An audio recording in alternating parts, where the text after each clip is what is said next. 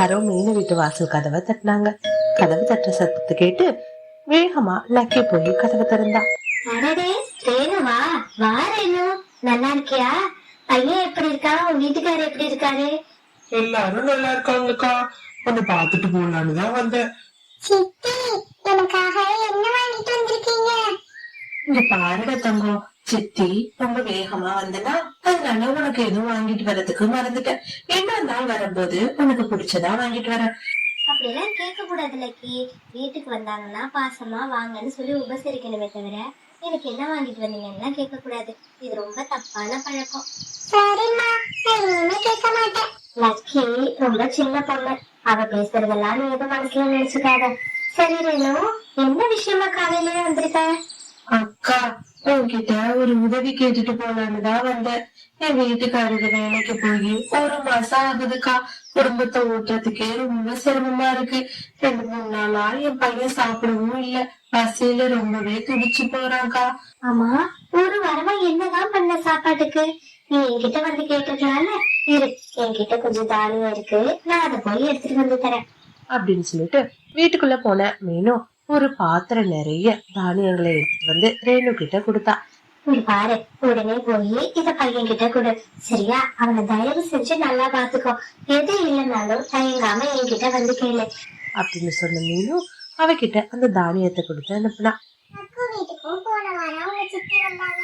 ஆனா அவனுக்கு டாய்ஸ் எல்லாம் வாங்கிட்டு வந்தாங்க தெரியுமா? அவனுக்கு பிடிச்ச ஸ்ட்ராபெரி கேக் கூட வாங்கிட்டு வந்தாங்க. ஆனா எப்ப வந்தாலும் நம்ம சித்தி நம்ம வீட்டுக்கு வெறுக்காதான் வராங்க. அதனாலதான் நான் கேட்டேன், இதுக்கு போய் நீ இவ்ளோ திட்டிட்டீங்களேம்மா. நம்ம சித்தியே ரொம்ப கஷ்டப்படுறாடா.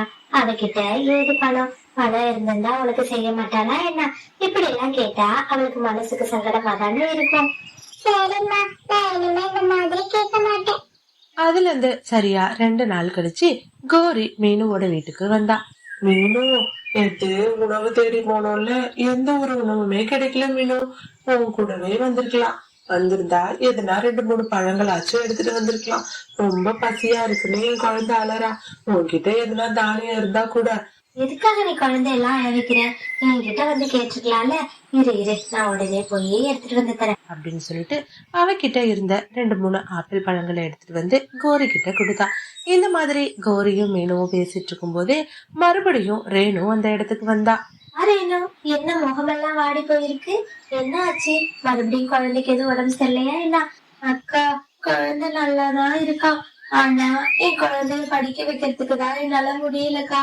அவரு மறுபடியும் குடிச்சிட்டு வந்துடுறாரு. பணம் இல்லைங்கிறதுனால பிள்ளைக்கு ஃபீஸ் கட்டல. ஸ்கூல்ல இருந்து அவனை வெளியில அனுப்பிட்டாங்கக்கா. என்கிட்ட இப்ப பணம் வேற எதுவும் இல்ல. இருந்த பணத்தெல்லாம் இப்பதான் நான் லக்கிக்கு ஃபீஸ் கட்டினேன். சரி சரி சரி அப்படின்னு சொல்லிட்டு நேரா வீட்டுக்குள்ள போன மீனும் அவகிட்ட இருந்த ஒரு தங்க நெக்லஸ் எடுத்துட்டு வந்து ரேணு கிட்ட கொடுத்தா. இப்போதைக்கு என்கிட்ட இந்த நகை தான் இருக்கு. அதை வச்சு எப்படியாச்சும் உன் பையனுக்கு ஃபீஸ கட்டிடு. அக்கா, நகைய போய் என்கிட்ட குடுக்குறியே, என்னால எப்படி அதை திருப்பி கொடுக்க முடியும்? எதுனா பணம் இருந்தா மட்டும் கொடுக்கா. இல்ல ரேணு, என்கிட்ட இப்போதைக்கு கையில சுத்தமா பணம் இல்ல. நீ நகைய அடகு வச்சு ஃபீஸ கட்டிடு. கொஞ்சம் கொஞ்சமா பணத்தை கட்டி நான் அதை திருப்பிக்கிறேன். சரிக்கா, ரொம்ப நன்றி. நீ செய்யற இந்த உதவிய நான் எப்பயுமே மறக்க மாட்டேன் அப்படின்னு சொல்லிட்டு ரேணு அந்த இடத்துல இருந்து போனா. ஆமா மீனு, இப்ப வந்துட்டு போனாங்களே, யாரு அவங்க? என்ன கௌரி, யாருன்னு கேட்டுட்ட? அவதான் என்னோட தூரத்து சொந்தக்கார பொண்ணு. எனக்கு தங்கச்சி முறை வேணும். மூஞ்ச பார்த்தா தெரியல, நாங்க 2 பேரும் ஒரே மாதிரி தானே இருக்கோம். ஆமா ஆமா, கொஞ்சம் பாக்குறதுக்கு அவளும் உன்ன மாதிரிதான் இருக்கா. ஆமா, என்னது அவளை நம்பி போய் தங்க நெக்லஸ் எடுத்து கொடுத்துட்ட? அவ பிள்ளைக்கு ஃபீஸ் கட்டலன்னு கேக்குறா. எப்படி கௌரி கொடுக்காம இருக்கிறது? அதான் கொடுத்துட்டேன். மீனு, நான் சொல்றேன்னு நீ எதுவும் தப்பா நினைச்சுக்காத. எனக்கு என்னமோ உன் தங்கச்சிய பார்த்தா நல்ல அபிப்பிராயமா படல. அவ ஏதோ உன்கிட்ட பணம் காசை வாங்கறதுக்காக தான் வர்றான்னு நினைக்கிறேன். தயவு செஞ்சு இப்படி எல்லாம் பேசாத. அவ எனக்கு இருக்கிற ஒரே உறவு. அவளை போய் எப்படி இப்படி தப்பா பேசுற? வந்த வேலை என்ன? பழம் வாங்க தானே வந்த, அதை கொடுத்துட்டேன்னு தயவு செஞ்சு அதை எடுத்துட்டு போ. உன் பையன் பசியா இருப்பான், அவன்கிட்ட போய் கொடு.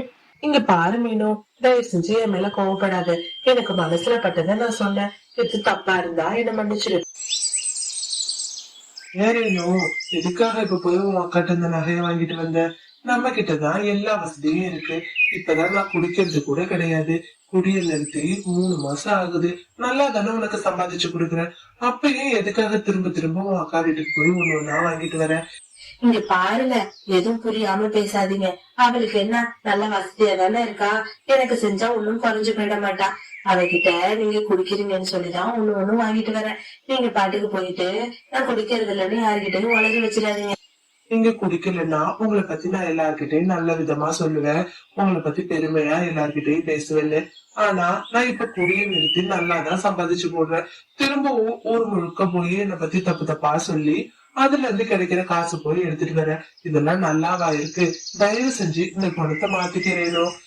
இங்க பாருங்க, என்ன செய்யணும் என்ன செய்யக்கூடாதுன்னு எல்லாம் எனக்கு தெரியும். அவகிட்ட நிறைய பணம் இருக்கு. இப்படியே கொஞ்சம் கொஞ்சமா பேசி எல்லாத்தையும் கடந்துட வேண்டியதுதான். தயவு செஞ்சு அதுக்கு முன்னாடி நீங்க நல்லவனாட்டம் பேசி எதையும் கெடுத்து வச்சிடாதீங்க. காட்டுல கோடைக்காலம் முடிஞ்சு மழைக்காலம் தொடங்கி இருந்துச்சு. இப்பெல்லாம் கோரியும் மீனும் ஒன்னா சேர்ந்துதான் உணவெடுக்க போறாங்க. ஏன்னா தனியா போகும்போது கோரிக்கு போதுமான உணவு கிடைக்காததால அவ மீனு கூட தான் எப்பவும் உணவு தேடி போறா. அன்னைக்கு காலையிலயும் மீனுவ உணவு தேட போகலாம் அப்படின்னு சொல்லி கூப்பிடுறதுக்காக கோரி மீனுவோட வீட்டுக்கு வந்திருந்தா. அந்த நேரம்னு பார்த்து மீனுவோட தங்கச்சி ரேணு அங்க வந்தா. தயவு செஞ்சு நீ எனக்கு உதவி பண்ணுக்கா. நீ இல்லன்னா கண்டிப்பா இப்ப நான் குடும்பத்தோட தற்கொலை தான் பண்ணிக்கணும். என்னோட வீடு ரொம்ப மோசமான நிலைமையில இருக்கு. தினமும் பெய்யற மழையில சொட்டு சொட்டா தண்ணி ஊத்திட்டு இருந்துச்சு. சரின்னு சொல்லி நாங்க வாழ்ந்துட்டு இருந்தோம். ஆனா இப்போ 2 நாளா நிறைய மழை பெய்யறதால வீடு மொத்தமும் ஊத்துதுக்கா. தண்ணி உள்ள சொட்டுறதால என்னோட குழந்தைக்கும் காய்ச்சல் வந்துட்டு அவனும் இப்ப ஹாஸ்பிட்டல்ல தான் சேர்த்திருக்கேன். என்னால என்ன செய்யறதுன்னே தெரியலக்கா. அதான் உங்ககிட்ட சொல்லிட்டு போகலான்னு வந்தேன். இத்தனை நாளா அப்போ மழையில நினைச்சிட்டுதான் இருந்தீங்களா? ஆமாக்கா, வேற வழி இல்லையே. எப்ப பார்த்தாலும் உங்ககிட்டயே வந்து உதவி கேக்குறதா இருக்கு. எனக்கு அதை நினைச்சு ரொம்ப அசிங்கமா இருந்துச்சுக்கா. அதனாலதான் இந்த தடவை உங்ககிட்ட உதவி கேட்க கூடாதுன்னு நினைச்சேன். ஆனாலும் அந்த கடவுள் உங்ககிட்டயே என்ன கேக்குற மாதிரி வச்சுட்டாரு அப்படின்னு சொல்லி திரும்பி அழ ஆரம்பிச்சா. இப்ப என்ன, வீட்டை சரி பண்ணிட்டா எல்லா பிரச்சனையும் முடிஞ்சிச்சு. என்கிட்ட கொஞ்சம் பணம் இருக்கு, அத நான் எடுத்துட்டு வந்து தரேன். அதை வச்சு நீ உன்னோட வீட்டு கூடைய சரி செஞ்சுக்கோ அப்படின்னு சொல்லி ஒரு கட்டு பணத்தை எடுத்துட்டு வந்து மீனும் ரேணு கிட்ட கொடுத்தா. பணத்தை வாங்கிட்டு ரேணு ரொம்ப சந்தோஷமா தன்னோட வீட்டுக்கு போனுச்சு. இது எல்லாத்தையும் பாத்துட்டு இருந்த கோரிக்கு மனசுல ஏதோ தப்பா பட்டு மீனு கிட்ட இப்படி பேசினா. இங்க பாரு மீனு, திரும்பவும் நான் சொல்றேன்னு கோவப்படாத. எனக்கு என்னமோ உன் தங்கச்சி மேல சந்தேகமா தான் இருக்கு. அவ உன்கிட்ட பணத்தை புடுங்கிறதுக்காக மட்டும்தான் பாசமா இருக்கிற மாதிரி நடிக்கிறா. கண்டிப்பா அவளுக்கு உன் மேல உண்மையான பாசம் கிடையாது. நான் உன்கிட்ட திரும்ப திரும்ப சொல்லிக்கிட்டே இருக்கேன், அவ அப்படியெல்லாம் கிடையாது, ரொம்ப நல்லவ. நீ ஏன் அதை புரிஞ்சுக்கவே மாட்டேங்கிற? எவ்வளவு சொன்னாலும் கண்டிப்பா உன் தங்கச்சி பேராசப்பட்டுதான் இங்க வந்து உன்கிட்ட பணம் கேக்குறா. எனக்கு அது நல்லா புரியுது. ஒரு நாள் இல்ல ஒரு நாள் கண்டிப்பா அதை நீயே புரிஞ்சுக்குவ மீனோ. அப்ப தெரியும் இந்த கோரி முன்னாடியே சொன்னாலே அப்படின்னுட்டு. இப்படியே நாட்களும் நகர ஆரம்பிச்சிச்சு. ஒரு நாள் சாயங்காலமா கோரியும் காலுவும் காட்டுல வேக வேகமா அலறி அடிச்சுட்டு ஓடி வந்தாங்க. எல்லா பறவைங்களையும் கூப்பிட்டு காகங்கள் இப்படி பேசினாங்க. அந்த பக்கமா ஒரு கழுகு ஒரு சிட்டுக்குருவிய கொன்னு தின்னுட்டு இருந்துச்சு. யாருன்னு சொல்லி பாக்கலான்னு போனா அங்க சாப்பிட்டுட்டு இருந்தது நம்மளோட மீனுவ. என்ன சொல்றீங்க? மீனுவே கழுகு சாப்பிட்டுச்சா? ஆமா லூசி, மீனு உயிரோடவே இல்ல. எங்களுக்கு ரொம்ப பயமா இருந்துச்சு. அதான் பாத்துட்டு நாங்க வேக வேகமா ஓடி வந்துட்டோம். அநேகமா அந்த கழுகு மீனுவ மொத்தமா கொன்னு சாப்பிட்டுச்சுன்னு நினைக்கிறேன். மீனுக்கு இருக்கிறதே ஒரே ஒரு பொண்ணு, அவளுக்கு கணவர் கூட இல்ல. இப்ப அவளை யாரு பாத்துக்கிறது? எனக்கு தெரிஞ்சு மீனுவுக்கு பக்கத்து காட்டுல ஒரு தங்கச்சி இருக்கா. நாம கொண்டு லக்கிய அங்க விட்டுறலாம். கண்டிப்பா அவ நல்லாதான் பாத்துக்குவா அப்படின்னு சொல்லிட்டு லக்கிய கூப்பிட்டுட்டு பறவைங்களையும் கூப்பிட்டுட்டு கோரியும் காலுவும் நேரா பக்கத்து காட்டுல இருக்கிற ரேணுவோட வீட்டுக்கு போனாங்க. உன்னோட அக்காவை கழுகு கொத்தி கொன்னுடுச்சு. இப்போ உன்னோட அக்கா பிள்ளை தனியா அனாதையா தான் இருக்கா. அதான் எனக்கு தெரிஞ்சு அவளோட சொந்தம்னு சொல்லிட்டு நீ தானே மீனு வீட்டுக்கு அடிக்கடி வருவ. உன்கிட்ட லக்கிய ஒப்படைச்சிட்டு போலான்னு வந்தோம். என்னது, அவ குழந்தைய என்கிட்ட ஒப்படைச்சிட்டு போலான்னு வந்தீங்களா? என்னால எல்லாம் பாத்துக்க முடியாது. நானே சிரமப்பட்டுட்டு இருக்கேன். என்கிட்ட கொண்டாந்து அவளை குடுக்குறீங்க? என்னால எல்லாம் எதுவும் பண்ண முடியாது. நீ தானே வந்து பணம் நகைன்னு வாங்கிட்டு போன. அவ உயிரோட இருந்தப்ப உனக்கு அவ தேவைப்பட்டா, இப்ப உனக்கு அவ தேவைப்படலையா? அவ பிள்ளைய நியாயப்படி பார்த்தா நாங்க சொல்லி நீ பாத்துக்க கூடாது, நீயாவே செய்தி கேள்விப்பட்டு வந்து பாத்துட்டு இருந்திருக்கணும். ஆனா உனக்கு தெரியாதுன்னு சொல்லிட்டு நாங்க கூப்பிட்டு இருந்தோம். நீ என்னடா இப்படி பேசுற? என்னால எல்லாம் அவ பொண்ணை பாத்துக்க முடியாது. ஒரு பையனா இருந்தா கூட நான் வளர்த்துருவேன், அதுவும் ஒரு பொண்ணு. அதுக்கு போய் என்னால நகையெல்லாம் போட்டு கல்யாணம் பண்ணி கொடுக்க முடியுமா? அவ இருக்கிறப்பதான் எனக்கு அவ தேவைப்பட்டா. இப்ப அவளே இல்ல. அவ இல்லங்கிறப்போ அவளோட குழந்தைய வளர்த்து நான் என்ன பண்ண போறேன்? எனக்கு தெரிஞ்சு நீங்க அவளை ஒரு நல்ல ஆசிரமமா பார்த்து சேர்க்கறது தான் நல்லது. இப்படி பாவி இப்படி சொல்றீங்க. எத்தனை நாள் மீனு வீட்டுல வந்து உதவின்னு நின்றுப்ப, கொஞ்சம் கூட உனக்கு எல்லாம் மனசாட்சியே இல்லையா? இந்த மனசாட்சிய பத்தி எல்லாம் என்கிட்ட பேசாதீங்க. எனக்கு அவ அப்ப தேவைப்பட்டா வந்த, இப்ப அவளே உயிரோட இல்ல. இனிமே வேணா அந்த பக்கம் நான் வராம இருக்கேன், சரியா? தயவு செஞ்சு என் வீட்டுல இருந்து பேசி டயத்தை வேஸ்ட் பண்ணாதீங்க அப்படின்னு சொல்லி மூஞ்சில் அடிக்கிற மாதிரி ரேணு பேசினா. இது எல்லாத்தையும் ரேணு வீட்டு ஜன்னல் பக்கமா ஒளிஞ்சு நின்னு மீனு கேட்டுட்டு இருந்தா. மீனு ரேணுவோட வீட்டுக்குள்ள வந்தா. மீனுவை பார்த்ததும் ரேணு ரொம்பவே அதிர்ச்சியானா. அக்கா, நீ உயிரோட தான் இருக்கியா? என்ன அக்கான்னு கூப்பிடுறதுக்கு உனக்கு எந்த தகுதியுமே கிடையாது. உனக்கு தேவைப்படுறப்ப நான் வேணும், அதே எனக்கு ஒரு தேவை அப்படின்னா உன்னால அதை பண்ண முடியாது இல்ல? ஆமா, நான் உன்கிட்ட என்ன பணம் காசு எதிர்பார்த்தா பேசின? நீ பாட்டுக்கு வருவ. சரி, நம்மளுக்கு என்ன இருக்கிறது ஒரே ஒரு தங்கச்சி. என்னைக்காச்சும் நான் உன்னை என் உறவுக்கார பொண்ணுன்னு நினைச்சிருக்கேன்னா, என் கூட பிறந்த தங்கச்சி மாதிரி தானே பாத்துக்கிட்டேன். எல்லாரும் சொன்னாங்க உன் தங்கச்சியை நம்பாத, அவ பணத்துக்காக தான் உன்கிட்ட வரான்னு. ஆனா நான் நம்பவே இல்ல. என் தங்கச்சி அப்படி இல்ல, என் மேல இருக்க பாசத்துல வரான்னு நினைச்சேன். என்ன மாதிரிதான் நீயும் இருப்பன்னு நினைச்சேன். ஆனா நீ இப்படி பண்ணிட்டியே. இனிமே சாகுற வரைக்கும் என் மூஞ்சிலேயே நீ முடிக்காத. நான் இது வரைக்கும் பண்ணின நல்லதுக்கெல்லாம் நீ நல்லா ஒரு நன்றி விசுவாசம் காட்டிட்ட. என்ன ரேணு, இங்க என்ன நடக்குதுன்னே புரியலையா? இப்ப நான் எல்லாம் தெளிவா சொல்றேன், கேட்டுக்கோ. உன் அக்கா கிட்ட நான் 1000 தடவை சொன்னேன் உன் தங்கச்சி நல்லவ இல்ல, அவளை நம்பாதுன்னு. ஆனா அவ கேட்கவே இல்ல. அதான் அவளுக்கு புரிய வைக்கிறதுக்காக நானும் என்னோட கணவரும் சேர்ந்து ஒரு சின்ன நாடகத்தை போட்டோம். நாடகத்தோட முடிவு நாங்க எதிர்பார்த்த மாதிரிதான் இருந்துச்சு. எல்லாருக்கும் மீனும் இறந்துட்டான்னு சொல்லி நம்ப வச்சுதான் இங்க கூப்பிட்டுட்டு இருந்தோம். அப்பதான் உன்னோட லட்சணம் என்னன்னு அவங்களுக்கும் புரியும்ட்டு. லக்கிய பாரு, எவ்வளவு அழுதா. ஆனா உன் மனசுல இறக்கமே வரல இல்ல? என்னதான் நெருங்கின சொந்த பந்தமா இருந்தாலும் நம்ம பிள்ளைங்களுக்கு ஒண்ணுனா நாம தான் செய்யணுங்கிறத நல்லா எனக்கு புரிய வச்சுட்டேன்.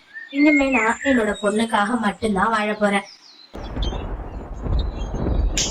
ஓலைவனம்ங்கிற அந்த அழகான காடுல மிட்டு அப்படிங்கிற ஒரு விவசாயம் பண்ற கிளி வாழ்ந்துட்டு வந்தது. மிட்டு கிளிக்கு சொந்தமா ஒரு விவசாய இடமும் இருந்தது. அந்த இடத்துல அது கொய்யா செடிகளை பயிரிட்டு அதை பாதுகாத்துட்டு வந்துச்சு. மிட்டு கிளியோட வீட்டுக்கும் அதோட தோட்டத்துக்கும் ரொம்ப தொலைவா இருந்தாலும் அது தினமும் அயராம வாளில தண்ணி எடுத்துட்டு போய் தன்னோட செடிகளுக்கு ஊத்தி செடிகளை பராமரிச்சுட்டு வந்துட்டு இருந்தது. ஒரு நாள் அந்த பக்கமா போன காகங்கள் 2 பேரும் நேரா மிட்டு கிட்ட வந்தாங்க. உன்னோட செடி மொத்தமும் இவ்வளவு கொய்யாப்பழம் காய்ச்சி தொங்குது. இதெல்லாம் பார்த்தா இப்பவே சாப்பிடணும் போல இருக்கு. கௌரி, நல்லா சொன்ன பாரு. எதுக்குதான் இவ்வளவு கஷ்டப்படுற? நீ இவ்வளவு கஷ்டப்பட்டும் உன்னோட செடியில இருந்து ஒரு பழமாச்சும் வந்திருக்கா பாரு. இதுக்காக இவ்வளவு சிரமப்படணும்? எங்களை பாரு, இவ்வளவு ஜாலியா இருக்கும். ஒரு இடத்துல கிடைச்ச பொருளை சாப்பிடுறோம். நாங்க ஏதாச்சும் ஒரு பறவையோட கூட்டுல தங்கிக்கிறோம். ரொம்பவே ஜாலியா அண்ணனுக்கு போகுது, எங்களுக்கு போகுது. நீ எதுக்காக இவ்வளவு சிரமப்படுற? பாருங்க காகங்களா, உங்களை மாதிரி எல்லாம் என்னால இருக்க முடியாது. நான் உழைச்சு சாப்பிடணும்னு நினைக்கிறேன். உங்களை மாதிரி திருடி சாப்பிடுற பழக்கம் எனக்கு கிடையாது. இன்னைக்கு இல்லைனாலும் என்னைக்கோ ஒரு நாள் என்னோட செடியில இருந்து நீங்க சொன்ன மாதிரி கொய்யா பழங்கள் காய்க்கதான் போகுது. அதுக்கப்புறம் பாருங்க, நீங்க பேசின வாழை எங்க வச்சுக்கிறீங்கன்னு நான் பாக்குறேன். உன்னோட தோட்டத்துல பழங்கள் நிறைய பழுக்க போகுது. அதை நாங்களும் பார்க்க போறோம். நீயே ஒரு வேலையற்ற வேலை செஞ்சுட்டு இருக்க, இதுல வீராப்பா வசனம் வேற பேசுற அப்படின்னு சொல்லிட்டு காகங்கள் மிட்டுவை கிண்டல் பண்ணிட்டு அந்த இடத்துல இருந்து பறக்க ஆரம்பிச்சாங்க. காகங்கள் பேசினதை நினைச்சு மிட்டு ரொம்பவே கவலைப்பட ஆரம்பிச்சான். மிட்டு கிளி என்னைக்காச்சும் ஒரு நாள் நம்ம தோட்டத்துல கண்டிப்பா சுவையான கொய்யா பழங்கள் வரும் அப்படிங்கிற நம்பிக்கையில தொடர்ந்து அதோட வேலையை பார்த்தபடியே இருந்துச்சு. இதே மாதிரி நாட்களும் நகர ஆரம்பிச்சிச்சு. ஒரு நாள் காலையில இந்த மாதிரி ஸ்டோரிஸை தொடர்ந்து பார்க்கணுன்னு நினச்சிங்கன்னா மறக்காமல் சிட்டு பேர்ட் ஸ்டோரிஸ் சேனலை சப்ஸ்கிரைப் பண்ணுங்கள். கூடவே பக்கத்தில் இருக்கிற ஆல் சிம்பிளையும் ப்ரெஸ் பண்ணுங்க. ஸ்டோரி பிடிச்சிருந்தா லைக் பண்ணிவிட்டு உங்கள் ஃப்ரெண்ட்ஸ் கூடவும் ஷேர் பண்ணுங்கள். என்னோட தோட்டத்துக்கு வந்த மிட்டு செடிகளை பார்த்து ரொம்பவே சந்தோஷப்பட்டா. ஏன்னா அந்த எல்லா கொய்யா மரத்திலையும் அழகான வெள்ளை நிற பூக்கள் பூத்திருந்துச்சு. உடனே தன்னோட வீட்டை நோக்கி வேகமா மிட்டு பறக்க ஆரம்பிச்சான். இன்னைக்கு நம்ம தோட்டத்துல இருக்கிற கொய்யா மரத்துல இருந்து அழகான வெள்ளை நிற பூக்கள் பூக்க ஆரம்பிச்சுட்டு கண்டிப்பா இன்னும் கொஞ்ச நாள்ல அதுல இருந்து சுவையான கொய்யா பழமும் வந்துடும். நீங்க சொல்றத கேக்குறதுவே எனக்கு ரொம்ப சந்தோஷமா இருக்கு மிட்டு.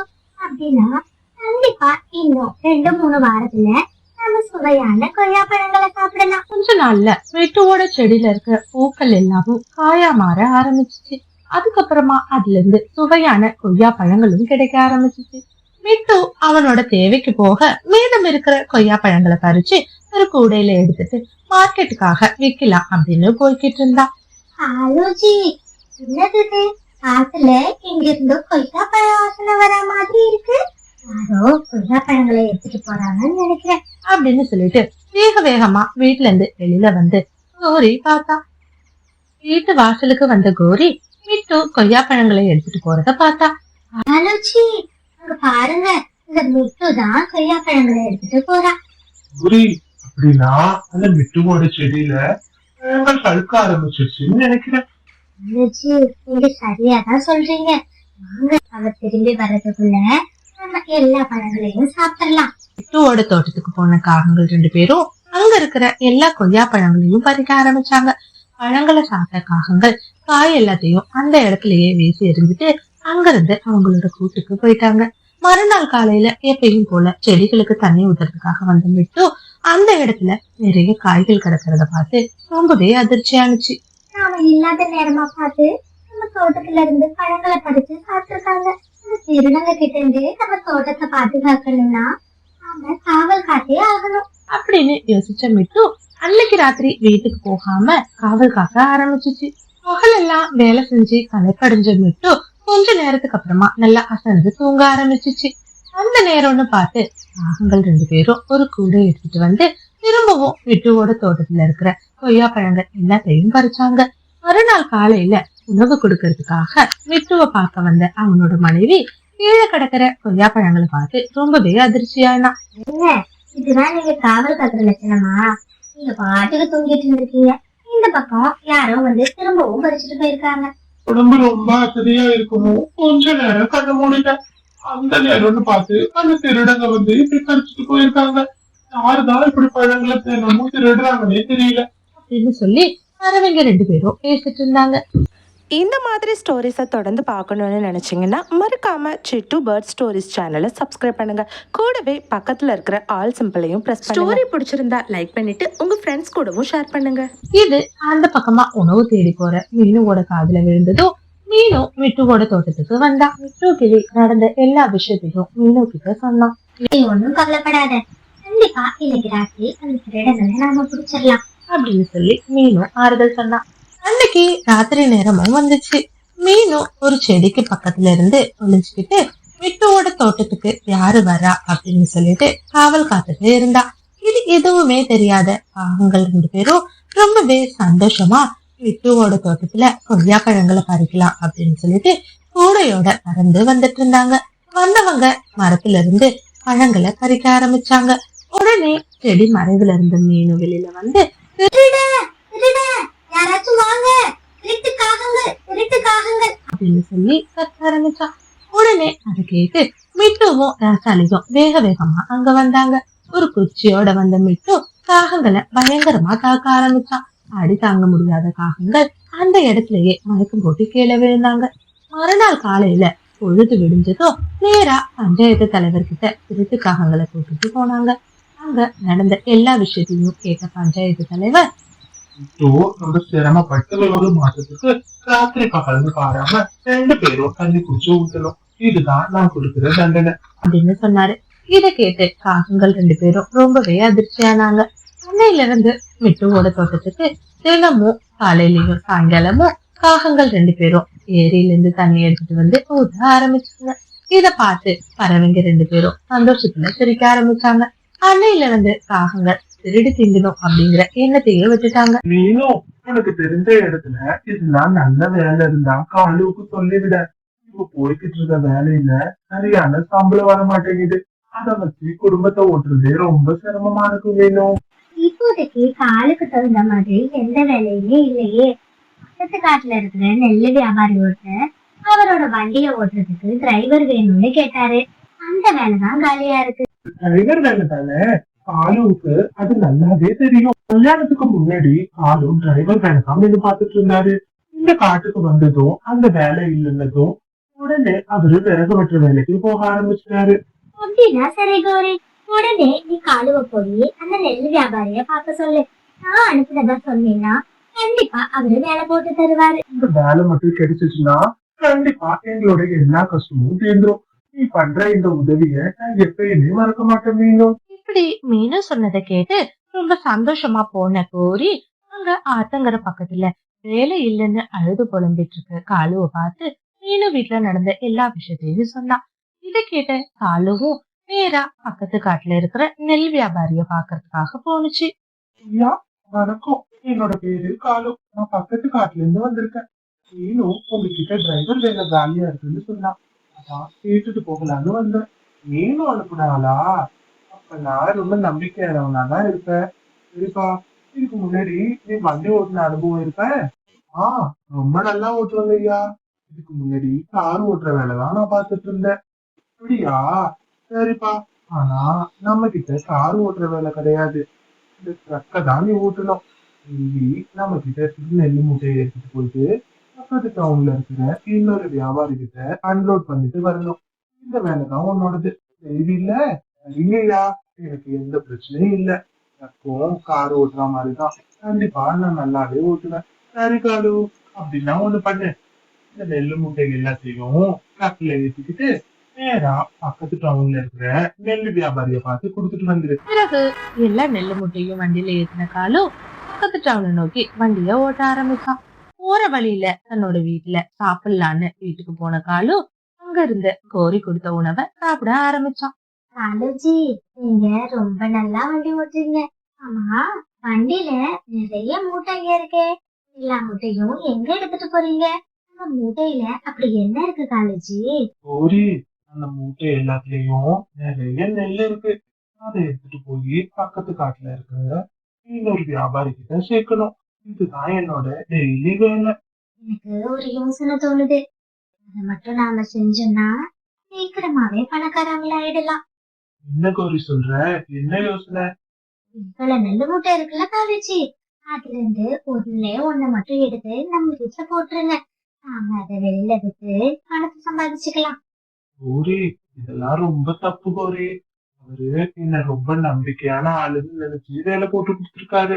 நாம பண்ற வேலை மட்டும் அவருக்கு தெரிஞ்சுச்சுன்னா கண்டிப்பா நம்மள வேலையை விட்டு தூக்கிடுவாரு.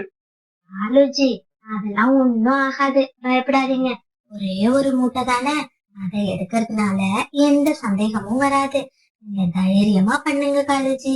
அப்படியே சந்தேகப்பட்டு கேட்டாலும் வர வழியில எங்கேயாச்சும் விழுந்துட்டுன்னு சொல்லி சமாளிச்சுக்கலாம் அப்படின்னு கோரி தைரியம் சொன்னதும் உடனே இந்த மாதிரி ஸ்டோரிஸை தொடர்ந்து பார்க்கணுன்னு நினச்சிங்கன்னா மறக்காம சிட்டு பேர்ட் ஸ்டோரிஸ் சேனலை சப்ஸ்கிரைப் பண்ணுங்க.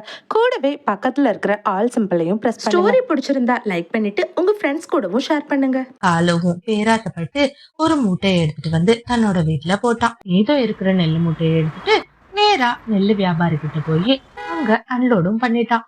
வியாபாரியும் நிறைய மூட்டைங்கள்ல ஒரு மூட்டை காணாம போனதை பெருசா கண்டுக்காம அவரும் காலுவை அனுப்பி வச்சுட்டாரு. தொடர்ந்து இதே மாதிரி தினமும் காலு நெல்லு மூட்டையை எடுத்து ஒவ்வொரு மூட்டையா தன்னோட வீட்டுல சேகரிக்க ஆரம்பிச்சான். இந்த மாதிரியே சரியா ஒரு மாசம் ஆனதுக்கு அப்புறமா தன்னோட திருட்டுத்தனத்தை யாரும் கண்டுபிடிக்காததுனால பேராசை கொண்ட காலுக்காகவும் இப்போ ரெண்டு மூட்டையா எடுத்து அவனோட வீட்டுல சேகரிக்க ஆரம்பிச்சான். இதே மாதிரி ஒரு நாள் நெல்லு மூட்டையை தூக்கிட்டு வீட்டுக்குள்ள போகும்போது பக்கத்து மரத்துல உட்கார்ந்து இருக்கிற மிட்டு கிளி இது எல்லாத்தையும் பார்த்துட்டு, இந்த காகங்கள் ரெண்டு பேரும் மறுபடியும் திருட்டு வேலைய ஆரம்பிச்சுட்டாங்க. எவ்வளவு நம்பிக்கையா அந்த வியாபாரி ஏத்தி விட்டுருப்பாரு. ஆனா இதுக்கு என்னடான்னா அதுல இருக்கிற நெல்லு மூட்டைய தன்னோட வீட்டுக்குள்ள பதுக்கி வைக்குது. இந்த வேலை மீனு வாங்கி கொடுத்தது. இது பண்றதால கண்டிப்பா மீனுக்கு தான் கெட்ட பேர் வரும். ஆமா, எப்படியாச்சும் இந்த விஷயத்த மீனு கிட்ட சொல்லி ஆகணும் அப்படின்னு யோசிச்ச மிட்டு அங்கிருந்து மீனுவை பாக்குறதுக்காக பறக்க ஆரம்பிச்சா. குளக்கரையில மீனுவை பார்த்த மிட்டு நடந்த எல்லா விஷயத்தையும் மீனு கிட்ட சொன்னான். என்ன மிட்டு சொல்ற? அந்த காகம் ரொம்ப பாவமா வந்து கெஞ்சினுச்சு. அதனாலதான் நான் கழுகண்ணை கிட்ட சொல்லி வேலையை வாங்கி கொடுத்தேன். இப்ப பாரு எப்படி ஒரு திருட்டு வேலைய பாக்குதுங்கன்னு. இதுங்களை நாம சும்மாவே விடக்கூடாது. அப்படின்னு சொல்லி 2 பேரும் நேரா கழுக பார்க்கலான்னு போனாங்க. இந்த மாதிரி ஸ்டோரிஸை தொடர்ந்து பார்க்கணுன்னு நினச்சிங்கன்னா மறக்காம சிட்டு பேர்ட் ஸ்டோரிஸ் சேனலை சப்ஸ்கிரைப் பண்ணுங்க. கூடவே பக்கத்தில் இருக்கிற ஆல் சிம்பிளையும் ப்ரெஸ் பண்ணுங்க. ஸ்டோரி பிடிச்சிருந்தா லைக் பண்ணிட்டு உங்க ஃப்ரெண்ட்ஸ் கூடவும் ஷேர் பண்ணுங்க. நெல்லு வியாபாரி கிட்ட நடந்த எல்லா விஷயத்தையும் சொல்லி காலு பண்ண தப்புக்காக அவ மன்னிப்பும் கேட்டா. இங்க பாரு மீனு, எனக்கு உன்னை பத்தி நல்லாவே தெரியும். நீ அனுப்பின ஆளுங்கிறதுனாலதான் ஒவ்வொரு நாளும் நெல்லு மூட்டை குறையிறப்போ நான் அவனை சந்தேகப்படாம இருந்தேன். சரி, ரோட்ல போற வழியில எங்கன்னா தவறி விழுந்திருக்கோம்னு நினைச்சேன். இப்ப நீயே சொல்லிட்டல்ல, அவன் இந்த திருட்டு வேலை பாக்குறதுக்கு கண்டிப்பா எனக்கு பதில் சொல்லியே ஆகணும். இன்னைக்கு வரட்டும், நான் அவனை கவனிச்சுக்கிறேன். நீ கவலைப்படாம போயிட்டு வா அப்படின்னு சொல்லி மீனுவை அனுப்பி வச்சான். அன்லோட் பண்ணிட்டு மீனு எப்பயும் போல சாவியை கொடுக்கறதுக்காக கழுகு கிட்ட வந்துச்சு. ஆமா ஆலு, தினமும் மத்தியானம் நீ எதுக்காக உன்னோட வீட்டுக்கு போற? ஐயா அது ஒண்ணும் இல்லைங்கய்யா. எனக்கு மதிய உணவு என் மனைவி சமைச்சு வச்சிருப்பா. அதை சாப்பிடுறதுக்காக தான் நான் வீட்டுக்கு போறேன். ஓ அப்படியா, சரிப்பா. இல்ல, உன் வீட்டுல தினமும் வண்டி விக்கிறதா என்னோட மேனேஜர் சொன்னாரு. அதான் சரி எதுக்காக போறேன்னு கேட்டேன். சரிப்பா, ஒண்ணும் பிரச்சனை இல்ல, நீ தினமும் உன் வீட்டுல போய் சாப்பிடு, சரியா? சரிங்கய்யா, நான் நாளைக்கு உங்களை பாக்குறேன் அப்படின்னு சொல்லிட்டு எதுவுமே நடக்காத மாதிரி காலுவும் அங்க இருந்து போயிட்டான். இந்த ஆகத்துக்கு எவ்வளவு தைரியம் இருக்கும். நான் வாயை திறந்து கேட்டதுக்கு அப்புறமும் தெரியாம தப்பு பண்ணிட்டேன்னு சொல்லி மன்னிப்பு கேட்க கூட தோணல. இவனை கையும் களவுமா நாம புடிச்சாகணும் அப்படின்னு மனசுக்குள்ள திட்டம் தீட்டின கழுகு அந்த நாளுக்காக காத்துட்டு இருந்துச்சு. இந்த மாதிரி ஸ்டோரிஸை தொடர்ந்து பார்க்கணுன்னு நினச்சிங்கன்னா மறக்காம சிட்டு பேர்ட் ஸ்டோரிஸ் சேனலை சப்ஸ்கிரைப் பண்ணுங்க. கூடவே பக்கத்தில் இருக்கிற ஆல் சிம்பிளையும் ப்ரெஸ் பண்ணுங்க. ஸ்டோரி பிடிச்சிருந்தா லைக் பண்ணிட்டு உங்க ஃப்ரெண்ட்ஸ் கூடவும் ஷேர் பண்ணுங்க. மறுநாள் காலையில எப்பயும் போல காலு நெல்லு மூட்டையை ஏத்திக்கிட்டு போனவன் தன்னோட வீட்டுல சாப்பிடுறதுக்காக நிறுத்தினான். அதே மாதிரி 2 மூட்டையை எடுத்துட்டு காலுவும் கோரியும் வீட்டுக்குள்ள போக தயாரானாங்க. அந்த நேரம்னு பார்த்து இது எல்லாத்தையும் மறைஞ்சிருந்து பார்த்துக்கிட்டு இருந்த கழுகும் மீனும் மிட்டு 3 பேரும் சேர்ந்து நேரா காலுவோட வீட்டு வாசலுக்கு வந்தாங்க. இவங்கள அந்த இடத்துல பார்த்த காகங்கள் 2 பேரும் பயந்து போய் தன் தலையில வச்சிருந்த நெல்லு மூட்டைய பதட்டத்துல கீழே போட்டாங்க. ஐயா ஐயா, என்ன மன்னிச்சிருங்க. ஏய் வாய மூடு. இப்பயே எனக்கு உன் மேல சந்தேகம் வந்துச்சு. அதை கேட்டதுக்கு அப்புறமும் எப்படி நல்லவ மாதிரி பேசி சமாளிச்ச. இதுக்கப்புறமும் நான் உன்னை நம்புறதா இல்ல. நீ பண்ணின திருட்டு வேலைக்கு உனக்கு சரியான தண்டனையை நான் கொடுத்தே தருவேன் அப்படின்னு சொல்லிட்டு நேரா போலீஸ்கார குருவியை வர வச்சு காலுவ போலீஸ்கார குருவி கிட்ட புடிச்சு கொடுத்துட்டான். மீனும் தயவு செஞ்சு காலுவ ஜெயில இருந்து வெளியில எடுத்துரு மீனும். இனிமே இப்படி ஒரு தப்ப அவர் பண்ணவே மாட்டாரு. நான் எவ்வளவு நல்லவன்னு நம்பி நீ கெஞ்சினதுனால வேலை வாங்கி கொடுத்தேன். ஆனா எனக்கு தெரிஞ்ச இடத்துலயே நீங்க உங்க வேலையை காட்ட ஆரம்பிச்சிட்டீங்கல்ல. இதுக்கு மேல நீ எவ்வளவுதான் கெஞ்சி டிராமா போட்டாலும் உன்னோட நாடகத்தை நான் நம்ப தயாரா இல்ல அப்படின்னு மீனு சொல்லிட்டு அங்க இருந்து கோவமா போயிட்டான். காலுவ நினைச்சு கோரி திரும்பி அழ ஆரம்பிச்சா. இனிமே நம்மள ஒருத்தவங்க நம்பி வேலை கொடுக்குறாங்க அப்படின்னா அவங்களுக்கு 100% உண்மையா இருக்கணும். அப்படி உண்மையா இல்லாம பேராசப்பட்டோம்னா கண்டிப்பா இந்த காகங்களுக்கு ஏற்பட்ட நிலைமைதான் நம்மளுக்கும் நடக்கும்.